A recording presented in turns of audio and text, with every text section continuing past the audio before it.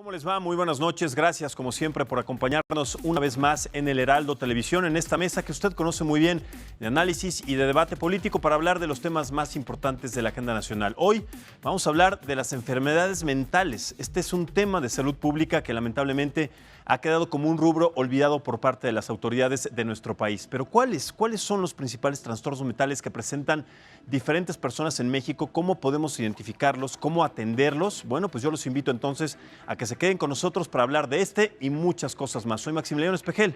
Bienvenidos. Para cuando terminen de ver esta nota, al menos 6 personas se habrán suicidado en todo el mundo. Estas 6 personas son una pequeña parte de las 800,000 que se suicida cada año en el mundo, más que la población de Washington, D.C., Oslo o Ciudad del Cabo. El suicidio es el síntoma más extremo y visible de la gran emergencia en el ámbito de la salud mental que hasta ahora no se ha abordado adecuadamente. Esto es parte de un reporte de la Organización Mundial de la Salud publicado en octubre de 2018. Este año, durante la celebración del Día Mundial de la Salud Mental en España, Damián Alcolea daba su testimonio. Según la Organización Mundial de la Salud, 1 de cada 4 personas en el mundo han vivido o vivirán con malestar psíquico. Aquel día en que fui a una psicóloga por primera vez, fui diagnosticado con trastorno obsesivo-compulsivo. Un trastorno de ansiedad con el que vivimos aproximadamente 1 millón de personas en España y que puede llegar a tener un impacto tan alto en la vida que la Organización Mundial de la Salud lo incluye entre las 7 enfermedades psiquiátricas más discapacitantes. El TOC, como suele ocurrir, no vino solo. En un momento dado invitó a un desorden alimenticio y estuve a punto de caer en la anorexia nerviosa. A menudo permanecemos callados por una vergüenza que nos dice que las personas con enfermedades mentales son de alguna manera menos valiosas o culpables de su propio sufrimiento. Definitivamente es un problema de salud mundial y así se pronunciaba la reina Leticia. Estamos aquí porque cada vida es diferente, porque no todo el mundo se ha podido desarrollar en la confianza y en la seguridad necesarias para conseguir una buena salud mental. Estamos aquí, en definitiva, porque es importante que todos ayudemos a cambiar la percepción social sobre lo que ha llamado Damián, sobre el malestar psíquico, sobre la salud mental. La salud mental recibe actualmente menos del 1% de la ayuda mundial. La financiación nacional para la prevención, la promoción y el tratamiento es igualmente baja. Según la OMC, las afecciones mentales le cuestan al mundo $2.5 billones al año, una cifra que se espera que aumente a 6 billones para el año 2030, a menos que se tomen medidas adecuadas. En general, estas enfermedades se caracterizan por una combinación de alteraciones del pensamiento, la percepción, las emociones, la conducta y las relaciones con los demás. Entre ellas se incluyen la depresión, el trastorno afectivo bipolar, la esquizofrenia, la demencia, las discapacidades intelectuales y los trastornos del desarrollo como el autismo. En México, desde el año 2013, celebramos el Día Mundial de la Salud Mental. Y a pesar de esto, México no cuenta con datos actualizados sobre las enfermedades mentales. El INEGI, en su encuesta nacional de hogares 2017, nos da a conocer algunas cifras sobre personas que sienten nerviosismo, depresión o dolor que podría tener como consecuencia un trastorno mental. Más de 56 millones de personas en México se sienten con nerviosismo o están preocupados. La depresión se presenta en más de 33 millones de personas. La polémica está en que sin estadísticas actuales sobre trastornos mentales en México, ¿cómo se lograrán realizar políticas públicas para atender a las personas que padecen alguna enfermedad mental? Óscar Vargas, El Heraldo Televisión.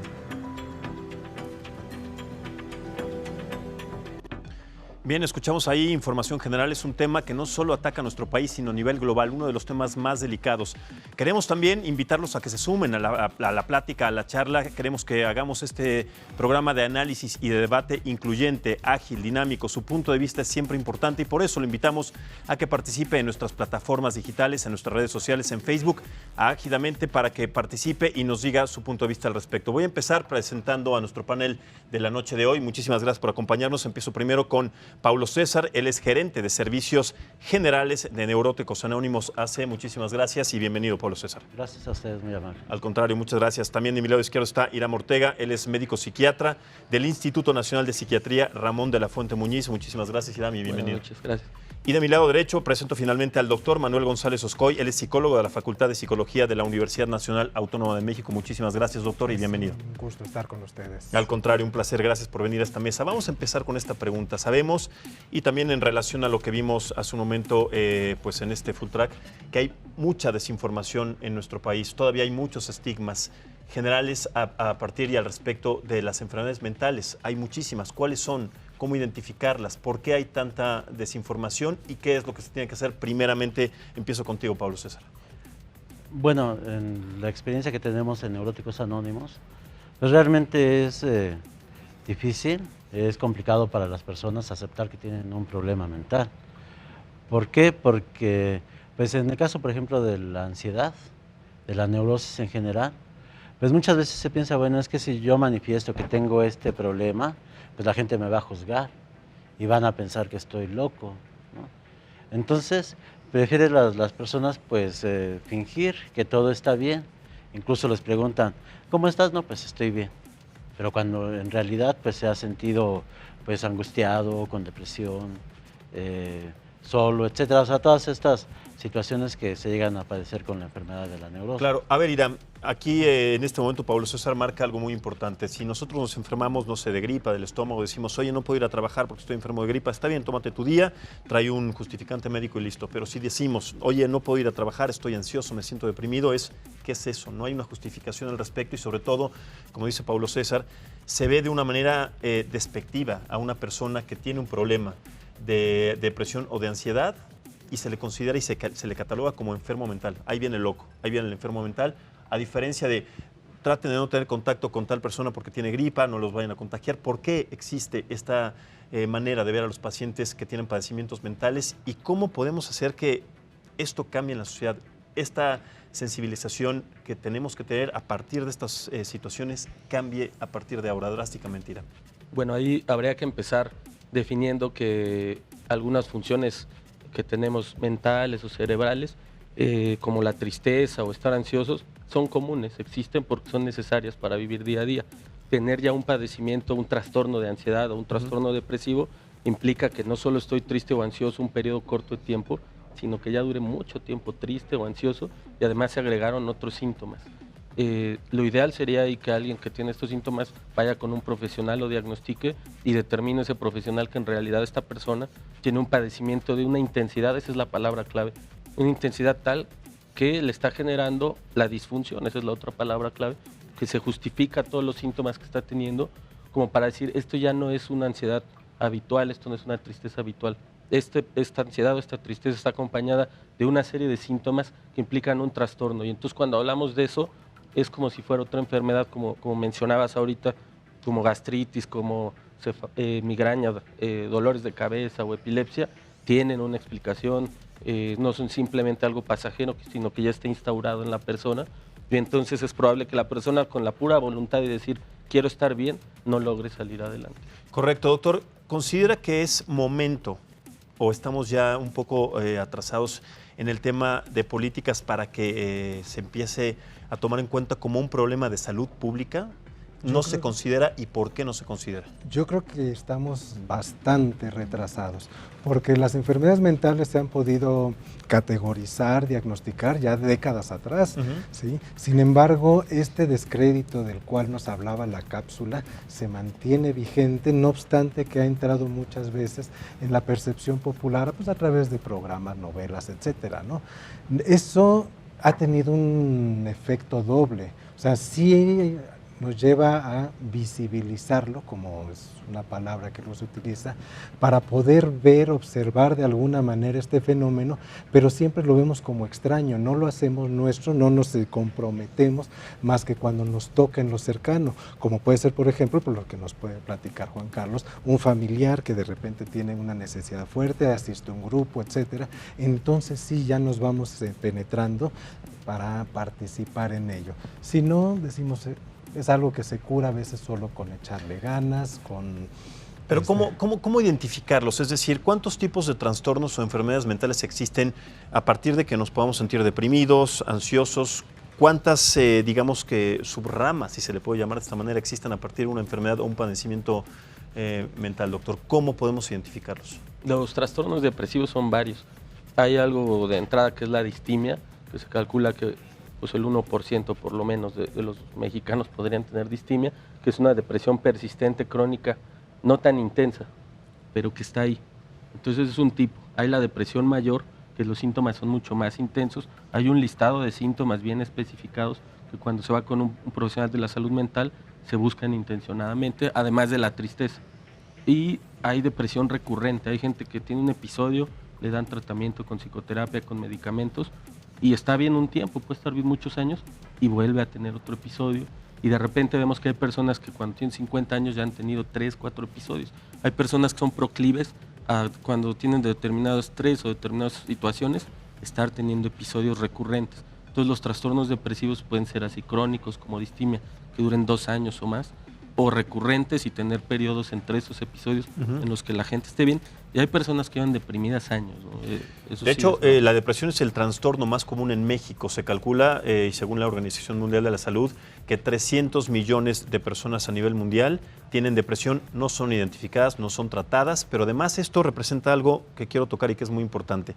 En la población laboralmente activa, que no tiene idea de que tiene una depresión o un trastorno y no sabe cómo diagnosticarse, se le puede considerar una persona discapacitada para laborar, es decir, está trabajando frente a una computadora, le entra un ataque de ansiedad, de estrés, de algún padecimiento y deja de trabajar.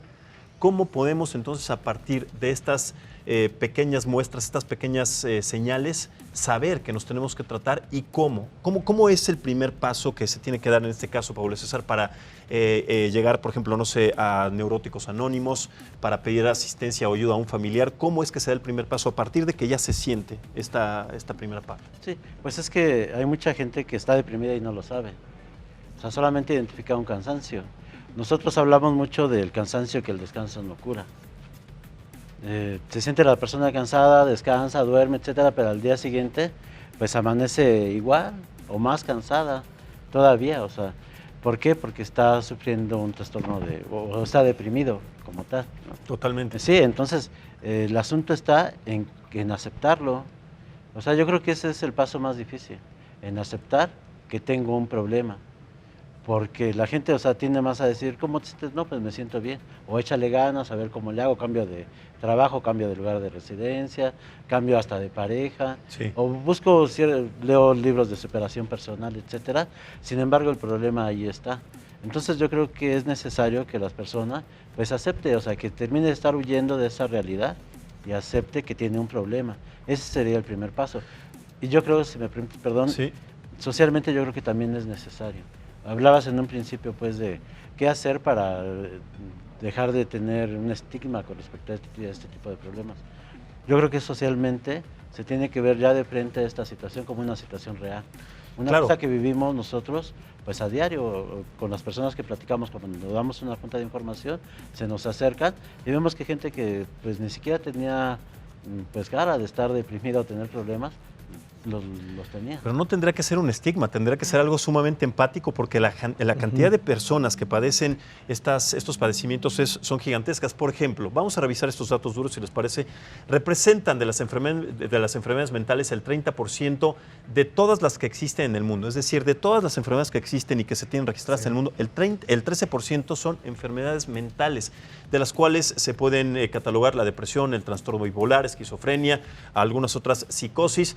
Y hablando concretamente de nuestro país, 1 de cada 4 mexicanos, esto es una cifra alarmante, o díganme si estoy exagerando, entre 18 y 65 años de edad, que prácticamente es toda la población, ha padecido en algún momento de su vida un trastorno mental, por una pérdida familiar, por alguna pérdida de trabajo, por algún padecimiento de salud, no sé, por muchísimas cosas. ¿No es momento ahora de hacer un llamado, doctor, a las autoridades para que tomen en cuenta esto como un problema grave de salud pública y que se atienda urgentemente de manera gratuita inclusive? Sí, porque en realidad es que, aunque las estadísticas las compartimos con otros países, o sea, sí se ha visto que hay una tendencia al alto, o sea, Estas enfermedades, el primer paso es diagnosticarlas, y diagnosticarlas sí requiere un procedimiento. ¿Qué procedimientos son estos, doctor? Por ejemplo, la entrevista clínica, la evaluación a través, desde el punto de vista psicológico. ¿Pero hay un método? ¿Existe un método, un examen? Sí. Sí, las pruebas, pruebas psicométricas, como es, por ejemplo, uno de los más usados, más sencillos de usar, el test para la depresión o la ansiedad de Beck. Son 20 y tantas preguntas. ¿Cómo se llama ese? Beck, porque es el autor que lo desarrolló. Son aproximadamente 50 preguntas. No, 24 preguntas de autoaplicación. Y entonces uno mismo, a partir de eso, puede darse cuenta en 4 grandes valores en dónde está la persona. ¿Y qué tan certero es ese diagnóstico a partir Desde de el punto de vista examen? científico es certero, o sea, tiene una probabilidad de acierto mayor al 95%. Ok. Entonces, sí es una cuestión confiable, es una cuestión bastante sencilla, su uso se ha aumentado en varias de las instituciones, o sea, hablando desde la Facultad de Psicología y otras clínicas que tenemos, ¿sí? Es uno que usamos cotidianamente porque se estableció en Estados Unidos, se ha adaptado a México, se le ha estado revisando constantemente, entonces sabemos que la información que nos dé es una información certera, veraz. Claro, a partir entonces de qué situaciones el gobierno de nuestro país tendría que tomar en cuenta esta situación, Irán, como un problema verdaderamente grave, sobre todo por la parte laboral, porque un problema de salud pública no se toma en cuenta si no tiene consecuencias económicas, ¿cierto? Sí. ¿Esto no tiene entonces consecuencias económicas, que la gente deje de ir a trabajar, que la gente en su trabajo no se desarrolle completamente por estos padecimientos? ¿Qué tiene que pasar? Mi pregunta es, ¿qué tiene que pasar? ¿Qué tiene que ver el gobierno para que esto se considere entonces un problema de salud pública y además a atenderse inmediatamente? Es ya un problema de salud pública, está bien establecido. Pero el gobierno no lo ve, o sea, las autoridades no lo ven. Por así. ejemplo, un dato duro ahí, un estudio de la doctora Shoshana Berenson, del Instituto de Psiquiatría del área de epidemiología, en 2012 ya ese estudio, es la primera causa de disfunción de años vividos con discapacidad para mujeres, es la primera causa en México, de todas las enfermedades, de todos los padecimientos que Claro, hay. de hecho son más mujeres que hombres los que Es padecen. la primera causa, en hombres es la causa número 8 y mezclado es la tercera, cuarta. Okay. Pero para mujeres la depresión, en la proyección de la OMS, que iba a ser la primera causa de años vividos con discapacidad. Es decir, tienen que ver con situaciones de parto, ¿no? Tiene que ver, se puede presentar en el parto, pero lo importante es que la OMS ya lo había dicho desde hace mucho, lo mide así, aunque yo esté vivo, aunque no tenga una enfermedad que sea, como dicen, terminal, lo puede ser cuando se presente el suicidio, pero aunque no me digan que como tal va a ser terminal, no estoy yendo a trabajar, soy disfunción. Entonces, en términos de disfuncionalidad medidos bien con días, números, etcétera, la depresión para las mujeres es la principal causa de discapacidad.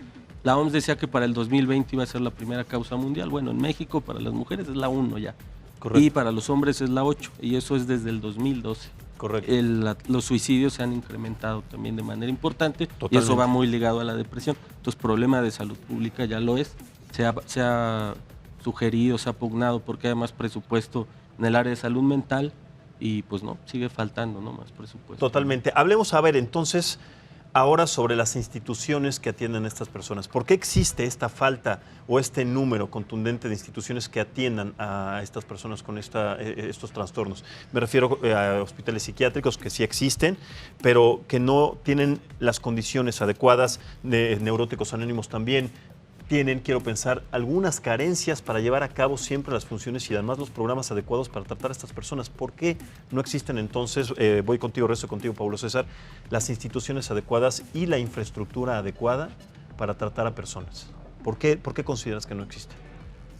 Bueno, yo creo que lo que decía el doctor, ¿no? Bueno, tiene que ver mucho a veces, yo creo que con la sensibilidad de las autoridades, ¿no? Que pueden hacer esos cambios.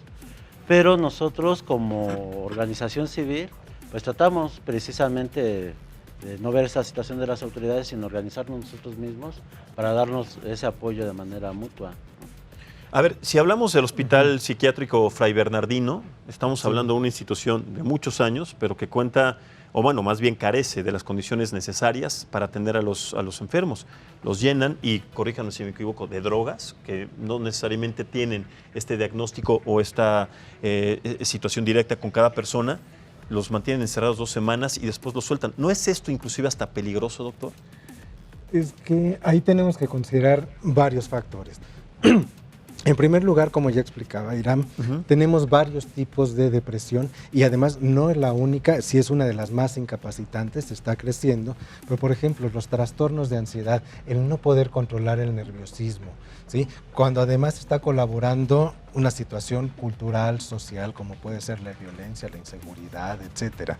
Cuando están también apareciendo factores que van más allá de lo colectivo, empezamos con cuestiones escolares, familiares, laborales, entonces se va dando una cuestión en que se van juntando todos estos factores, hace difícil. Pero las instituciones, sí, o sea, ya planteamos esa parte de cómo identificar una enfermedad, etcétera, y cuáles son las causas, pero entonces, ¿por qué no existen instituciones que puedan atender de manera consciente? No hay un indicador muchas veces tan objetivo como cuando estamos hablando de cuestiones orgánicas. O sea, no es, se puede hacer, claro, análisis de sangre, de tomografía, bioeléctricos, un electroencefalograma, pero el síntoma a veces es tan difícil de categorizar. O sea, ¿dónde empieza la tristeza, por ejemplo, el duelo, que viene con una pérdida, y la depresión como tal? Aparentemente para una persona que no está entrenada, para el mismo enfermo ni siquiera puede saberlo. O sea, dice, me siento mal, me siento triste. Una palabra muy coloquial, lo escuchamos en nuestros jóvenes, es estoy depre. ¿Sí? Y estoy depre no es un diagnóstico clínico. O sea, simplemente no me siento bien. Y claro, si no hay un diagnóstico clínico, ¿cómo podemos nosotros intervenir desde un punto de vista profesional? O sea, nosotros podemos optar, por ejemplo, por el coacheo. Vamos a decirte, estás bien, tienes estas estrategias para seguir adelante. A corto plazo pueden funcionar. Pero el coacheo no es una institución como tal. El coacheo no es una técnica. Entonces, hay otra cuestión que cuando ya va aumentando la enfermedad, se va haciendo necesaria sí la intervención, por ejemplo, farmacológica. O sea, una de las cuestiones que nos altera y es un indicativo claro para la depresión, los químicos cerebrales. En particular, hay un neurotransmisor que es la serotonina. ¿Sí? Entonces, no se puede manejar adecuadamente, vamos a decir, hay procesos que Iram nos puede explicar también muy bien, ¿sí? Donde estos químicos se reabsorben muy rápido, no funcionan tanto como quisiéramos, y claro, eso no lo podemos ver a través de la simple apariencia como se ve un catarro, como se ve un prurito. Pero un catarro, tenemos un catarro, sabemos que vamos al doctor. Me rompí una pierna, vamos al hospital, una radiografía, etcétera, me duelen las muelas, voy a un dentista, se descompuso mi coche, voy al etcétera. Pero cuando hay un padecimiento o una situación de una enfermedad mental, la gente no sabe a dónde acudir de primera mano. No sabe si ir a Neuróticos Anónimos, no sabe si ir a Fray Bernardino, no sabe si ir a un doctor especial, un psiquiatra. ¿Por qué existen tan pocos, esa falta de espacios? Y además, ¿por qué no se toma en cuenta que también son de alguna manera caros y están apartados? No están a la mano de toda la gente, están apartados de las grandes ciudades. Las personas que viven en el interior de la República pues tienen que acudir seguramente o de manera general a la capital de nuestro país, porque, no sé, en Zacatecas, en Aguascalientes, no existe ni siquiera una gama importante o un núcleo importante de psiquiatras o de psicólogos, ¿no? ¿Iram? Ahí yo mencionaría, por ejemplo, justo de la mano con que es un problema de salud pública, no solo en México, sino en muchos países, la gente que tiene que tratar la depresión, en específico la depresión, deben ser incluso médicos generales, desde luego psicólogos clínicos, psiquiatras. Pero es un médicos problema generales, pero no es una especialización. Es un problema tan grave que la depresión, si se intentara tratar solo por los psiquiatras y los psicólogos clínicos, no alcanzaríamos, porque hay un déficit incluso en México. Y es tan grave el problema. Hay un psiquiatra, y corríjanme si equivoco con este dato, un psiquiatra por cada 100 habitantes, o menos, ¿no? No hay, en México hay un psiquiatra por cada 4,000, 5,000 habitantes. Imagínate nada más. Varía mucho, porque en la Ciudad de México pues es una tasa, pero si uno se va a ciertos estados, a lo mejor como Durango, Colima, se incrementa. Son pocos. Ahora, psiquiatras. hagamos el cálculo entonces. Si es un psiquiatra, es una persona por cada 4,500 personas. Más, depende del estado. Aproximadamente. Un psiquiatra por cada 4,500 personas. Y de esas 4,500 personas hablamos de qué porcentaje que puedan sufrir esta depresión. Pues, ¿cómo va a alcanzar entonces? El 10% ha sufrido depresión alguna vez en la vida. 450 personas entonces. ¿Cómo va a alcanzar entonces un psiquiatra para atender a 450 personas? Es ahí por el caso entonces de que deben entrar también los médicos generales. Deben estar bien capacitados. Lo que mencionaba el doctor ahorita, debe haber instrumentos que les ayuden a diagnosticarlo. Y tenemos guías clínicas, se tiene que estar capacitando a todo el personal de la salud, incluso enfermeras, lo que mencionabas ahorita, Max. Las enfermeras están bien sensibilizadas de que cuando ven a una paciente en el posparto o después de una cesárea, para estar preguntando. En muchos países, en Inglaterra, en Alemania, muchas enfermeras le avisan a los médicos, al psiquiatra, al psicólogo, esta paciente parece estar enferma. Se necesita esa capacitación, pero hay otra cosa importante, depende del padecimiento. Los trastornos de ansiedad y los depresivos, incluso el médico general debe tratarlos de primera mano, como trata diabetes o por ejemplo, hipertensión, que a lo mejor dirían, no, ve con el cardiólogo, pues no alcanzan los cardiólogos, se tienen que tratar. Pero hay otros padecimientos que se mencionaron en la cápsula al inicio, que definitivamente cuando se identifican se deben canalizar a las personas con un especialista. Trastorno bipolar, esquizofrenia, no los puede estar viendo. ¿Un especialista puede encontrarse en Neuróticos Anónimos, Pablo César? O sea, vamos a tu experiencia particular. ¿Cómo se pone en contacto la gente contigo, con ustedes, y de qué manera se diagnostica o cuál es el primer paso que se tiene que tratar? Hablando precisamente de esta carencia de instituciones, ¿no? Sí, yo creo que muchas veces el problema es que lleguen porque no saben lo que les está pasando. O sea, la gente a veces no... Pero en tu experiencia, ¿cómo llegan? ¿Qué dicen? ¿Qué es lo primero que hacen? Bueno, generalmente llegan por la situación de la depresión, por situaciones de ansiedad, situaciones de ira, etcétera, ¿no? Y llegan pues pidiendo ayuda. ¿Y por qué no llegan con un psiquiatra? ¿Por qué no llegan a un hospital psiquiátrico? ¿Por qué no llegan con un psicólogo? ¿Por qué llegan con Neuróticos Anónimos? Bueno, en la experiencia hay personas que llegaron primero con un psicólogo, con un psiquiatra, y pues a lo mejor ellos, lo que pasa es que para ello pues es necesario que la persona ponga de su parte. O sea, no es problema del psiquiatra ni del psicólogo. O sea, si la persona no se toma el medicamento o no es sincero con el psicólogo, pues no le va a dar resultado. Claro. Entonces buscan otra opción, quizás. Llegan a Neuróticos Anónimos, pero como ahí la experiencia es en el sentido de que ellos se ven reflejados, ¿no?, con la propia experiencia que tienen las demás personas, puede ser que eso les dé como más confianza. O sea, no es lo mismo llegar con una persona de bata blanca, con el médico, etcétera, que si de por sí la persona pues ya está nervioso, llega con esas personas pues se siente todavía más nervioso, ¿no? Correcto. Entonces, pues bueno, llegando a Neuróticos Anónimos se les da la junta de información, etcétera, y trabajamos en base a la experiencia personal y en base a un programa de recuperación. Correcto. Pero no hay psicólogos, no hay psiquiatras, clérigos, ni ningún otro tipo de profesional, o sea, somos pura... en base a la autoayuda. Son procedimientos, claro, son procedimientos distintos, los entiendo, hay que analizar exactamente a profundidad cuáles son estos procedimientos.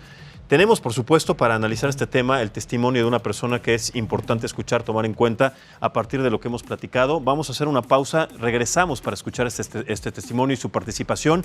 Los invito para que sigan participando en nuestras redes sociales. Vamos a hacer la pausa y regresamos en un momento más con este tema de análisis político de enfermedades mentales en nuestro país. Hacemos la pausa y volvemos.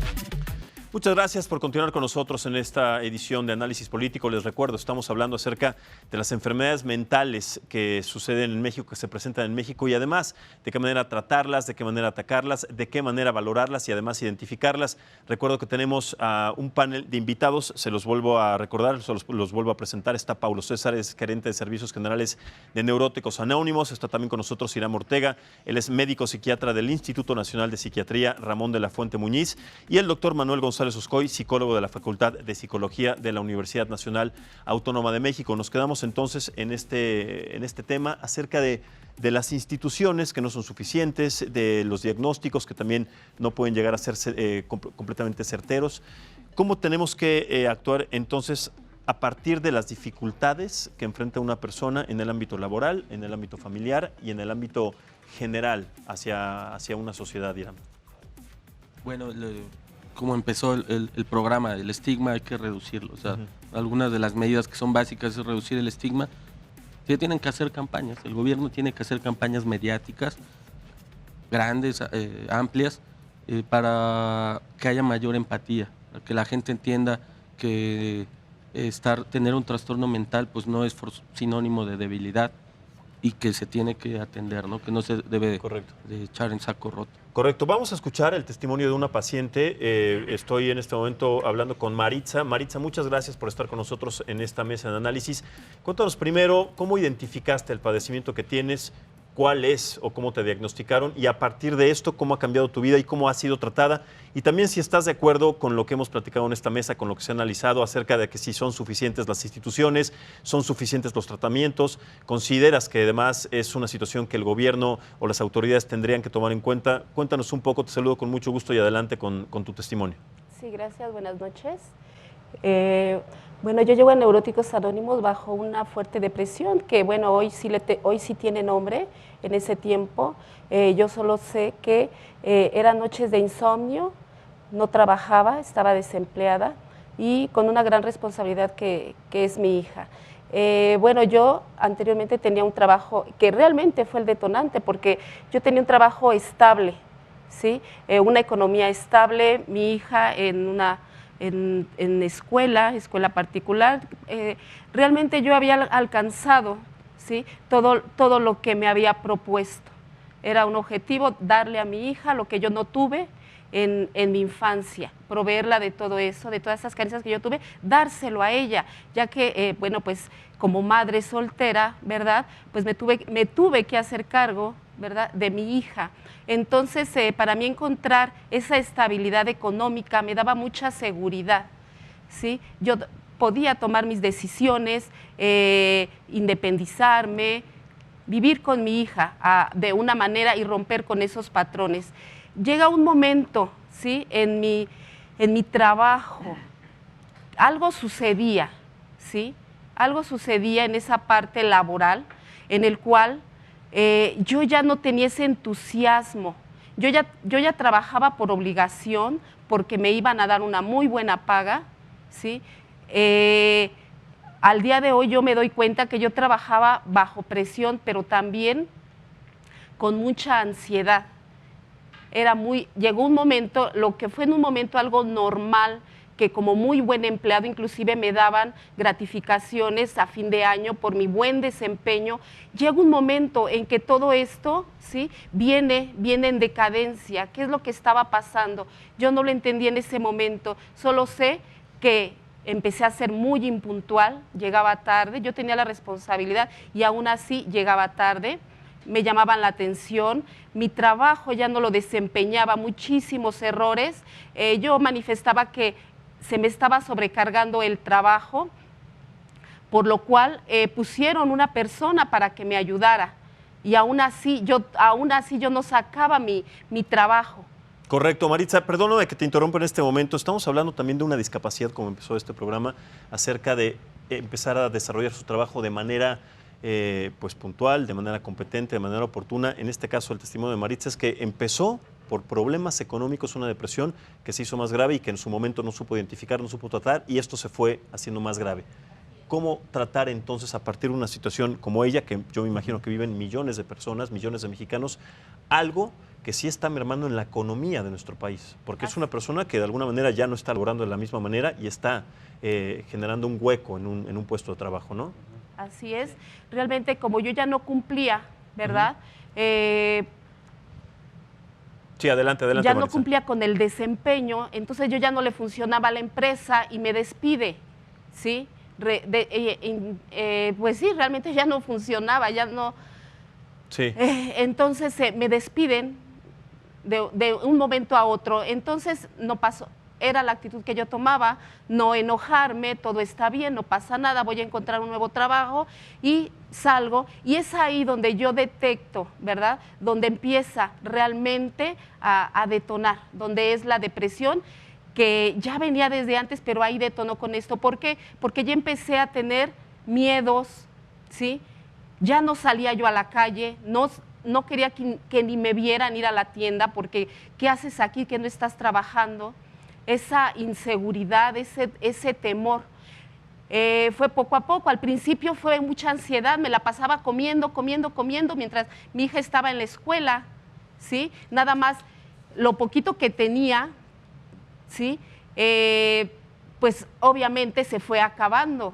Tuve una casa, pude sacar mi casa de Infonavit, la estaba pagando, la tuve que traspasar. Me pude hacer de mi automóvil, también me faltaba muy poquito y casi lo regalé. O sea, a mí ya no me... Maritza, a poco no me interesaba en este caso, nada. perdón que te interrumpa, ¿de qué manera le puedes hacer saber a las personas que saliste adelante? ¿Cómo identificaste poco a poco estos problemas que tenías? ¿Te trataste de manera profesional? ¿Fuiste a un psiquiatra, a un psicólogo? ¿Fuiste a un hospital psiquiátrico? ¿Cómo trataste este problema y cómo saliste adelante? Sobre todo porque hay mucha gente que seguramente está escuchándote, tiene alguna situación parecida a la tuya y que servirá seguro de referencia para salir adelante de una posible situación o algo parecido de lo que te sucedió. Sí. Mientras yo no quisiera, mientras yo no viviera ese dolor en un sufrimiento, sí, porque esa depresión, sí, es un sufrimiento. Ya pasé yo por todas las emociones, ya me enojé, ya fue insomnio, ya me resentí con todos. Sí, cuando ya hubo ese cúmulo de emociones, sí, llega un momento en que vino la depresión, ya lástima por mí mismo, la vida no vale nada, pobre de mí, sí, conmiserarme para que a ver quién me ve y quién me ayuda, ¿no? Llega un momento pues que la familia ya se va aislando, igual yo me aislé de la familia. ¿En qué momento me decían, sí, que acudiera, que me decían, bueno, tú, como mi papá él está en un programa de Alcohólicos Anónimos, él me pasaba el mensaje, dice, hija, tú estás depresiva, ve a un grupo de autoayuda. No, yo me negaba rotundamente. Esa depresión me duró años, 3 años, en las cuales yo estaba encerrada, luces apagadas, bajaba a comer, pesaba 90 kilos, ¿sí? O sea, ya la vida no me interesaba, o sea, me estaba dejando. ¿Qué pasa?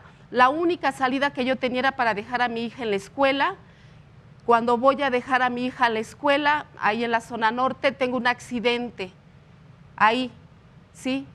Ahí es donde dije, mi mente se quedó en blanco, llegó la familia y ahí en ese momento me pasaron el mensaje, me dijeron, tu vida no tiene objetivo, tú estás como muerto viviente, así me dijeron, tú necesitas ayuda, hay grupos de autoayuda, y me pasaron el mensaje hablándome de Neuróticos Anónimos. Sí quiero comentar que antes de llegar a Neuróticos Anónimos, yo sabía que algo no estaba bien en mí porque yo quería trabajar y no podía. Me ofrecían trabajo, pero sentía que no estaba hacia mi altura. O sea, ¿cómo yo voy a hacer esto? No me pagan lo que yo merezco. Esa negación al problema, ese egocentrismo, ¿no?, que yo tenía. Entonces, pero yo sentía que algo estaba en mí, pero no sabía qué. Y escuchando un programa de radio, invitan a Sí, te escuchamos, sí. Sí, tomo unos, fui con una psicóloga, pero eran grupos, eran en grupo, ayuda psicológica, pero grupal, porque era para lo que yo podía pagar. O sea, si era individual, yo no podía disponer de mucho para eso, porque se estaba acabando mi dinero. Sí fui a algunas terapias, la verdad sí me levantó, sí salí adelante, fueron contadas, yo creo que fueron unas 10, pero fue suficiente y enseguida me entró ese autoestima, se me levantó, dije, sí puedo salir adelante, Ajá. Correcto. Maritza, permítame regresar a la mesa para platicar con los especialistas, con el doctor González. A ver, con base en este testimonio, doctor, ¿cuántas personas tienen una historia parecida a la de Maritza y además de qué manera pueden salir adelante, dado que no todos cuentan con las condiciones económicas? Sí, porque esa es muy caro, es un la tratamiento muy caro. ventaja de que grupos hayan surgido a partir de una autoorganización, grupos que han dado a lo largo del tiempo muy buenos resultados. O sea, podemos hablar, sí, neuróticos anónimos, alcohólicos anónimos, ludópatas, los acompañantes, Al-Anon, etcétera. Esta empatía que nos brinda el grupo, ¿sí? Como ella dice, saber que otros comparten mi sufrir, mi dolor y mi posibilidad de recuperación, o sea, sí tiene un valor. Pero si es entonces un consuelo saber que otras personas tienen un padecimiento parecido. Sí, si mal no recuerdo, Amado Nervo fue el que dijo que el dolor compartido es menor. Entonces, claro que en un momento dado ayuda, hay estrategias conductuales, es decir, yo sé cómo hacerle para que tú no pases lo que yo pasé. Claro. ¿De qué manera, Iram, se puede proponer o hacer una propuesta para que los costos que son tan altos en estos procedimientos bajen o de alguna manera pueden ser considerados inclusive como gratuitos en el Seguro Social? Sabemos que estas enfermedades no están tomadas en cuenta como una discapacidad y además en el momento de que se atienden son sumamente caros. Los tratamientos, las medicinas, las pláticas o las terapias personales, ¿de qué manera entonces sacar adelante o solucionar este problema? ¿Qué propuesta tendrías tú? Ahí hay que mencionar, Maritza desafortunadamente lo vivió, nos decía la dificultad para pagarse terapias y lo más asequible para ella fue la terapia grupal y afortunadamente le ayudó, pero en estos análisis de costos se ha visto que cuando la depresión ya es grave, hay personas que con ir a un grupo a veces ya no es suficiente, no van a salir adelante.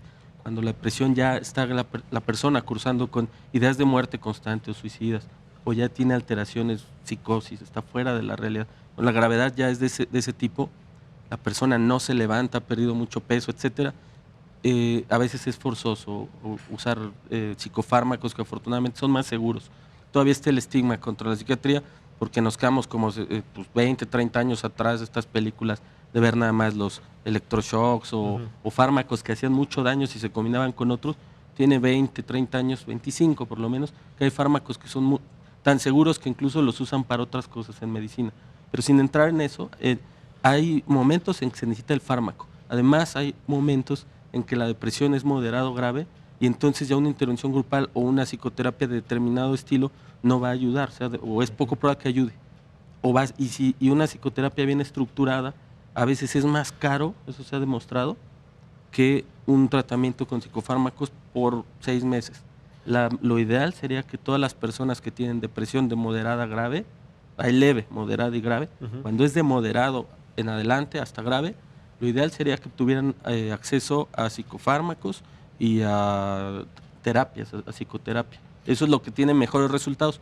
Existía en el gobierno, hay que ser honestos, el Seguro Popular, que no es ya de esta administración, contaba con antidepresivos, cubría con antidepresivos, cubría depresión, trastorno bipolar y esquizofrenia. ¿Y por qué se retiró?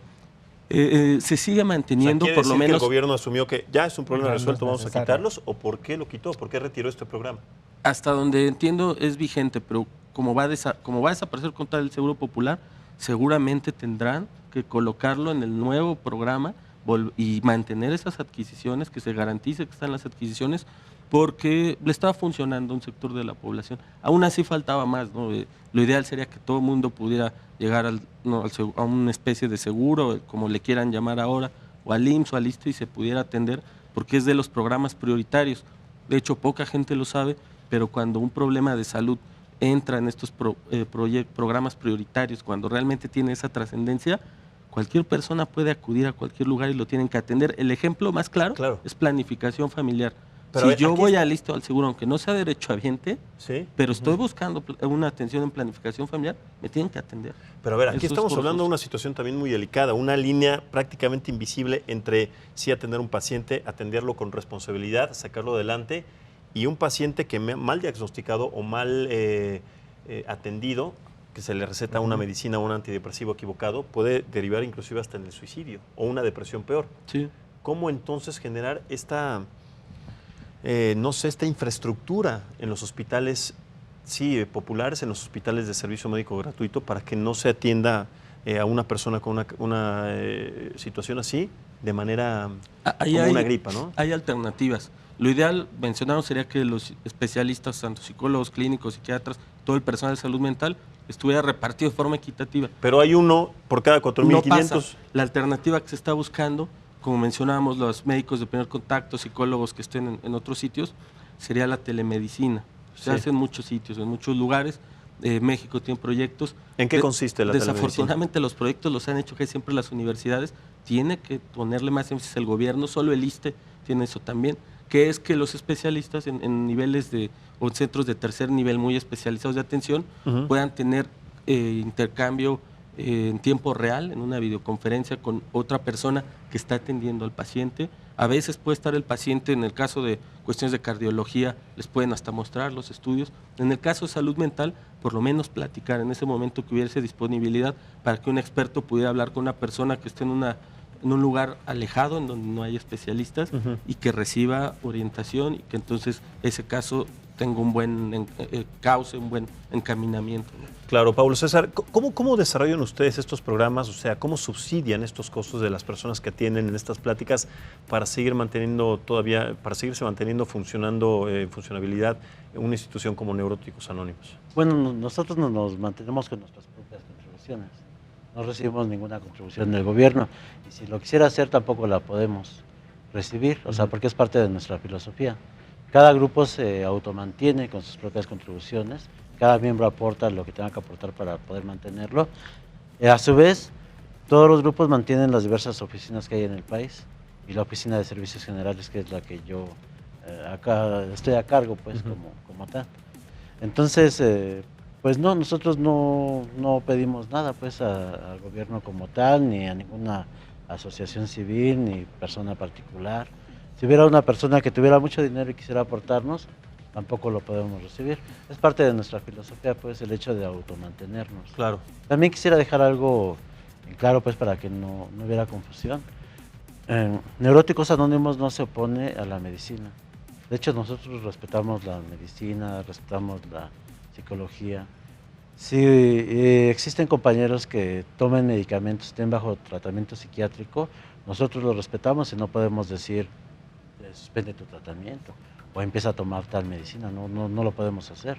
Si a su vez, si de manera simultánea está bajo una terapia psicológica, también lo debemos de respetar. Nosotros somos solamente una alternativa más. Y a veces nos queremos ser como un instrumento también de la ciencia, porque hay psicólogos que recomiendan a sus pacientes, por ejemplo, que de manera simultánea al tratamiento que están recibiendo de manera científica, acudan a un grupo, porque no es lo mismo tener una plática, no sé, cada 15 días, cada mes, a tenerla todos los días. Claro.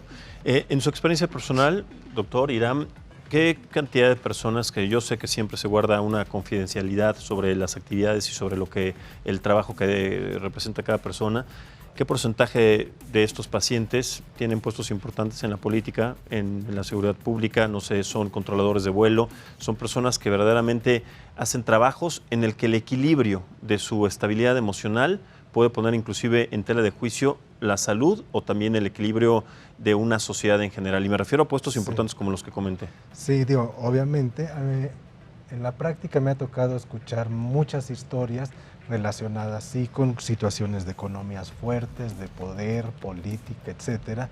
Y el problema es que es una cuestión autorrecurrente, a veces surge de su misma actividad el empeoramiento del problema. Sí, la actividad no los ayuda, sino todavía los perjudica, pero no la pueden dejar. Entonces hay que optar muchas veces a encontrar vías intermedias. Pero es una especie de dependencia entonces de esta actividad lo que les produce este padecimiento y no lo pueden dejar. No es dependencia, es a veces la misma actividad. O sea, por decir algo, un custodio. Está en un ambiente de violencia preestablecida, de tensión, donde además tiene que estar cubriendo un horario muy exigente, 24/24, 24/48. Entonces, su propio trabajo fomenta que pueda caer no solo en depresión, o sea, en estos trastornos de ansiedad, ¿sí? Muchas veces otros trastornos que también están aumentando su aparición, el estrés postraumático. O sea, hay una cuestión que le afecta a la vida totalmente inesperada, un asalto, un robo, un accidente, el temblor, etcétera, ¿sí? Y que hay que atenderlo. Tiene también una posibilidad limitante de la persona, ¿sí? Puede tener efectos, sí, en lo laboral, en lo económico, muchos de ellos en lo político, en lo social, en lo cultural, etcétera. Y la salida no siempre se puede obtener de un día para otro, porque tiene que ir encontrando mecanismos. ¿Cómo le puedo hablar de una manera en que no sea tan explosivo cuando es una cuestión diplomática? ¿Sí? Tengo que encontrar ese modo. Tengo que controlar mis impulsos, mis emociones, como puede ser hacia la agresión, hacia la violencia, hacia la tristeza. O sea, no me puedo soltar llorando frente a una negociación. Claro, en los casos más extremos, estas depresiones o estos padecimientos derivan o terminan en suicidio. ¿Cómo ustedes trabajan a partir de estas situaciones que además se presentan de manera creciente en nuestro país, a personas a partir de su instituto, doctor? El diagnóstico certero.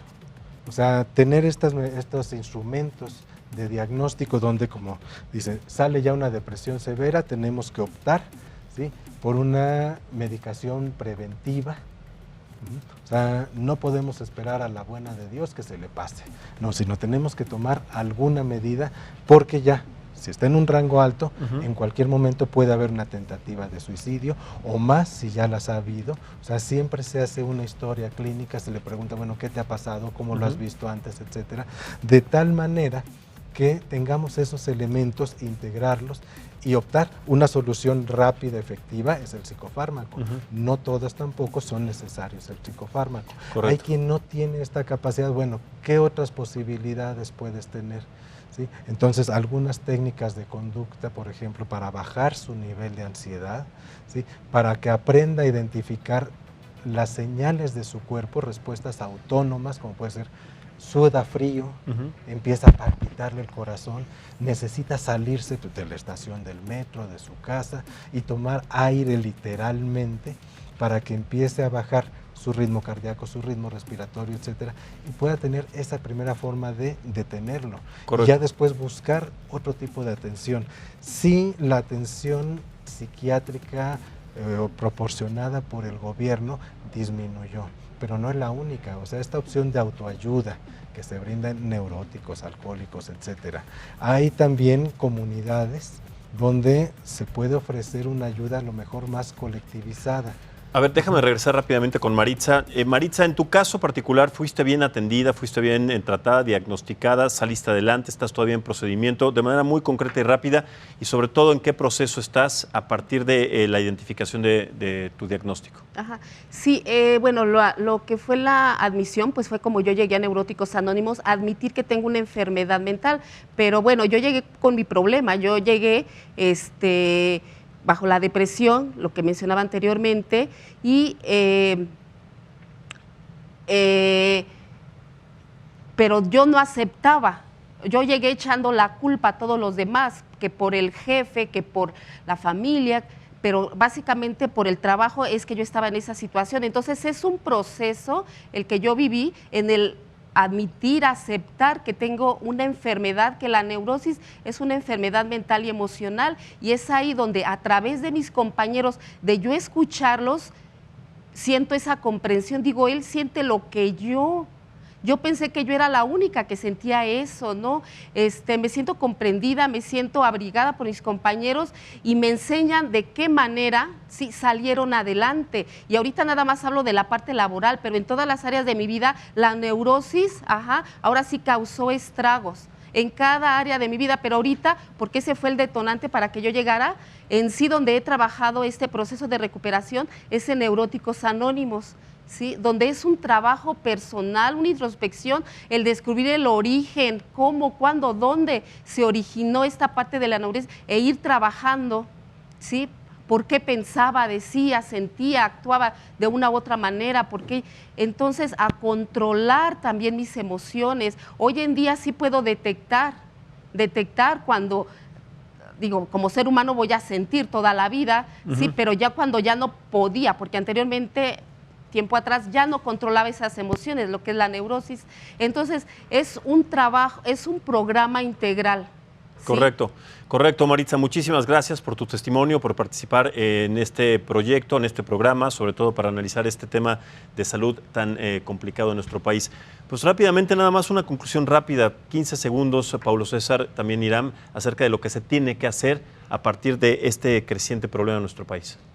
Bueno, Neuróticos Anónimos como tal, pues hacemos nuestra parte, nuestro granito de arena, con casi 900 grupos en la República Mexicana. Yo creo que la gente pues debe de aceptar, identificar, como se decía hace rato, pues si estoy enfermo del estómago, pues voy con el médico a que me trate, ¿no? Si estoy enfermo de mis emociones, pues hay una opción, que es Neuróticos Anónimos, o las opciones que aquí están con el psiquiatra y el psicólogo. Aceptarlo e identificarlo. Irán, una conclusión rápida también al respecto. Sí, además de tratar de disminuir el estigma, no solo mantener el presupuesto, aumentarlo, ¿no? Que es lo que se está pidiendo, y trabajar en grupo, esto es un buen ejemplo, trabajar en equipo, derivar cuando sea necesario, eso es importante. Correcto.